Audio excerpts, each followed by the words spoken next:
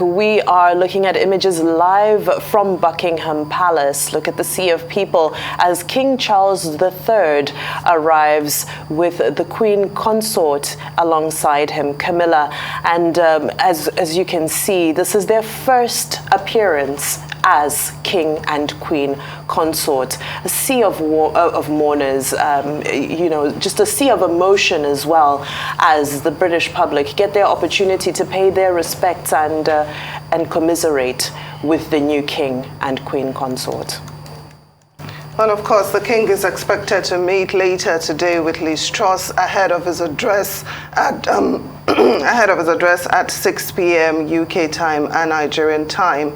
I guess we'll have an idea of what his monarchy would look like when he speaks to the nation later today. We also understand that his ascension would be broadcast live on television tomorrow, Saturday. That would be done by 10 a.m.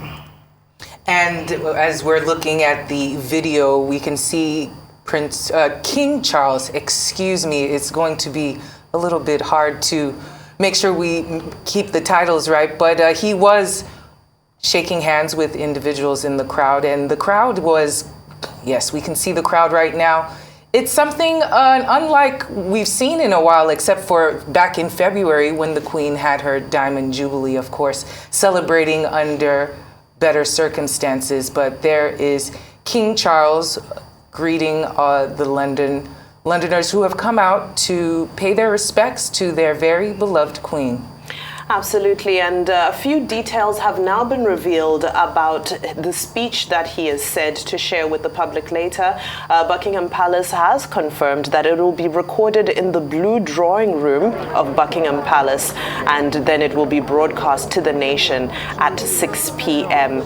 Now, on his arrival at Buckingham Palace, there were loud cheers across central London from people who, of course, as much as they are saddened by the events and commiserate with him, are also excited to see their new king.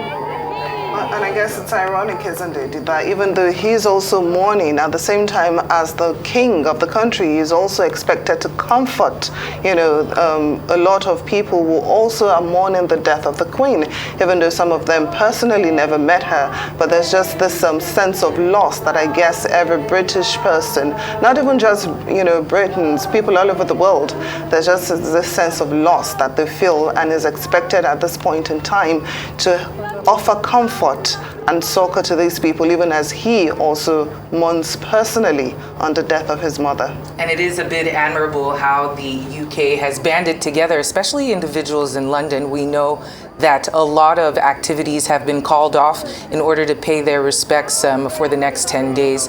Climate protests that were due to go ahead this weekend, now those have been canceled, of course, in respect of the Queen's death. Soccer matches as well have been postponed. There's a lot of sadness, but it still seems like a bit of excitement. It is the beginning of a new era. King Charles and his reign have started, and we get to see it within our generation. And it's all the pomp, circumstance, and the pageantry, the red tape to get him into the palace. We will see it broadcast live on television, and for the first time in our generation, we'll be part of these ascension and coronation ceremonies. Yes, that's right. Now, just a few moments ago, we did hear the mourners who are gathered at Buckingham Palace begin to sing "God Save the King." And it's reminiscent of the changes that are already taking place behind the scenes now, almost instantly. Things such as the national anthem, the faces on the currency, postage stamps will have to change from the face of the Queen and the use of the word Queen to that of King. So changes that happen almost instantly and are now underway as people begin to get used to. Some people, you look at the audience that is there, most of these people have been singing God Save the Queen all their lives from the day they were born, and yes, today is the first day they will start to sing God Save the King. Look at them doting. Look at that lovely kiss. I'm sure she's been waiting for that moment all her life, and I'm sure she will cherish it for many years to come. And that's the mood. So it is good to see that as much as things are somber, there's a bit of a lighter moment, a lighter mood, and as he does his royal duties, so many questions happening behind the scenes. Of course, this is what happens, the pageantry sort of that happens in the public. Behind the scenes, of course, conversations about what his monarchy will look like. We've already seen the House of Commons discuss the tenure of the Queen and many tributes to how she chose to be non-partisan and how she allowed politics to be politics. Will we see the same from King Charles III, who is now coming in and will be reigning over a government of a female prime minister? So interesting gender dynamics that'll happen there as well. We wonder whether there'll even be a factor. It stands to be revealed. Oh yes, definitely. Time will tell. But let's talk about his ascension. Like we said, it will take place on Saturday. And according to his statement from Buckingham Palace, it will be attended by his son, the Duke of Cornwall and Cambridge. That's his new title now. That's talking about Prince William. It will also be attended by invited privy councillors and current 7 government ministers, which could also include former ministers and prime ministers. That will be taking place tomorrow at 10 a.m. In the meantime, Premier League and English Football League fixtures this weekend have been postponed as a mark of respect to the late Queen Elizabeth II. And Prince Charles is still in the crowd with many photographers and many individuals that live and I'm sure work in London to greet King Charles. I will not do that anymore. King Charles III is his name, and it is here to stay. He is greeting everyone in the crowd. He's come to the end of the line.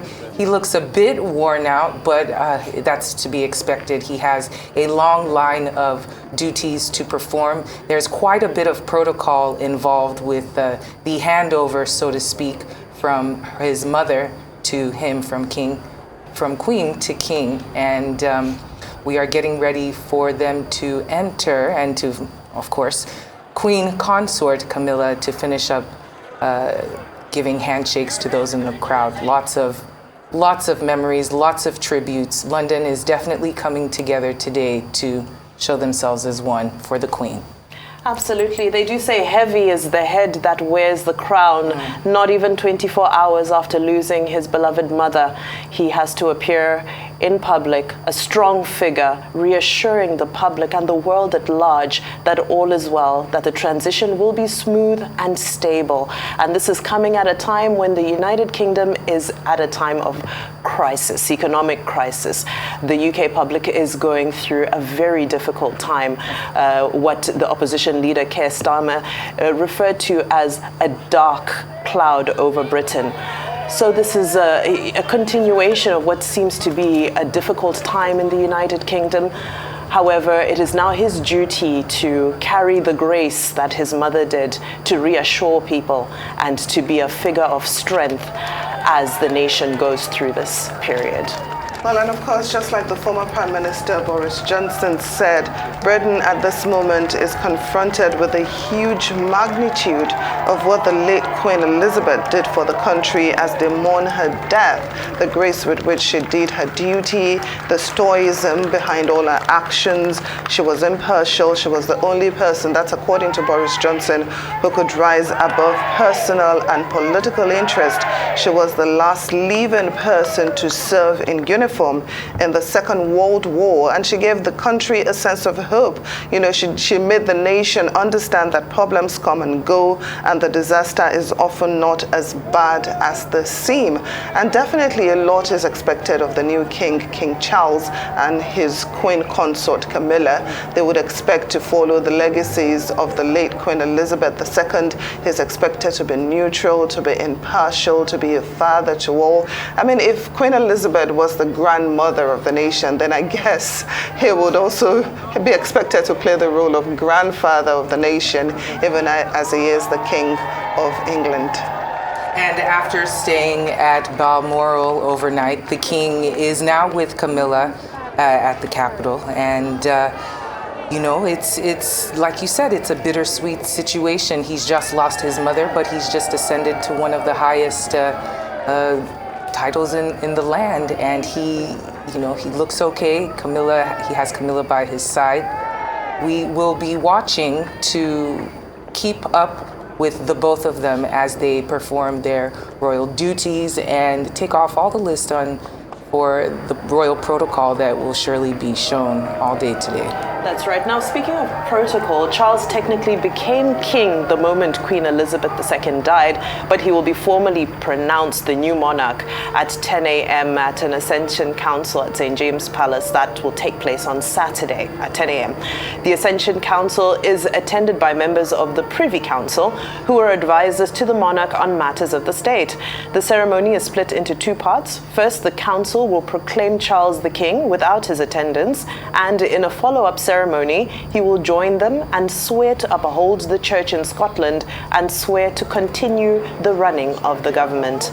Then at 11 a.m. what will then happen is the first public proclamation of the new monarch will be read from a balcony in St. James's Palace by the Garter King of Arms in the presence of the Earl Marshal and the Sergeant at Arms, who are ceremonial officers of the Crown and the Parliament. Following the first public proclamation, similar ceremonies will follow suit in Scotland, Northern Ireland, and Wales.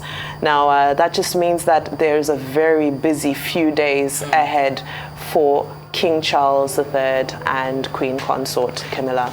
Well, it's interesting to note that there will also be a rare Saturday sitting of the House of Commons tomorrow Saturday, where senior members of Parliament will gather to take an oath of allegiance to the new king. That will happen around 2 p.m. tomorrow afternoon. And then, of course, they will continue with condolences until evening. At the moment, tributes to the Queen are being paid by members of Parliament and peers in the House of Commons and Lords from midday until Friday evening, with normal politics put on hold. Everything being done today by the cabinet also is to pay tribute to the Queen. And we are back to the House of Commons. And speaking of Liz Truss, she is only in her fourth day as Prime Minister. The coincidence of both of these activities happening around the same week cannot be overlooked. It's her fourth day as Prime Minister. Now she too will be at Buckingham Palace to meet King Charles III.